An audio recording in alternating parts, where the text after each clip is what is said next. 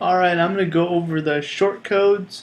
So things like the divider, list styles, anything you see on our page styles in the live preview. So let's go ahead and add a new page, and we'll just call this one shortcodes.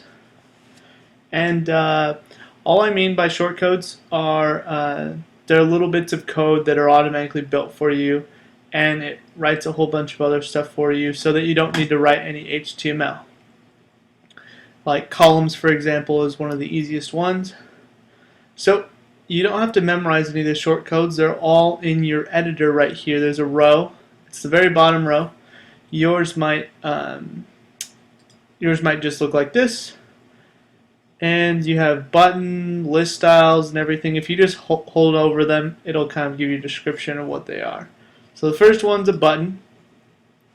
And when you get your shortcode, you have a couple options. You can choose light or colored. Let's go ahead and just do light. You have to pick one, by the way. Then your link that your button wants to go to.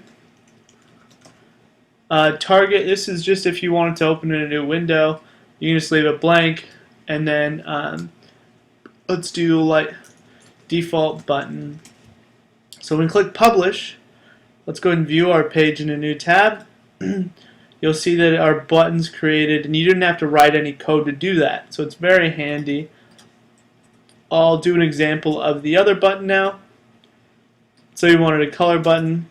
I'm going to go ahead and leave the other things blank just to show you. The colored button is now a blue.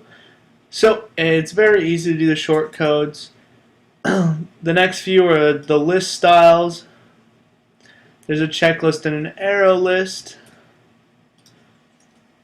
And if we update those, we can refresh our page, and we now have our arrow list and our checklist and arrow list. I'll hit the columns in a second. Let's just get to the next group. Divider, you might use this one a lot. It's very simple. Just click the divider. There's no options for that one. And we refresh our page, and we now have a gray divider right there. Really easy. I'm just going through these real quick. You can just play around with them. Then we have a heading with a background. There's H3. You can just change this from anywhere from H1 to H2 to H3 on to H6. And that's just heading size right there. So H1 to H6. Heading goes here. Let's go and just leave that blank, or the default. And it's heading with a black background. And as I mentioned before, you can make the size really small if you choose an H6, or really tall if you wanted an H1. Very easy to use. Then going back, we have tabs and a slider. So the tabs, we just click tabs, and the first, it should be pretty self-explanatory. You have a tab title, and then tab content, then tab title, and then tab content. And you can add more tabs. You just copy and paste the tab code, and let's say tab 3, tab 3 content. Go ahead and update that. You can kind of play around with these. It's very easy to use.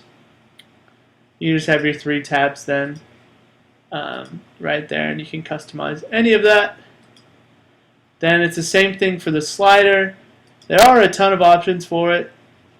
So let's just look at them real quick. We've got pause time. Pretty self-explanatory. It'll pause before going if you have autoplay on. You can turn it on or off with the true or false. Then same thing with the thumbnails and the navigation. And then you'll just type in the URL to your image.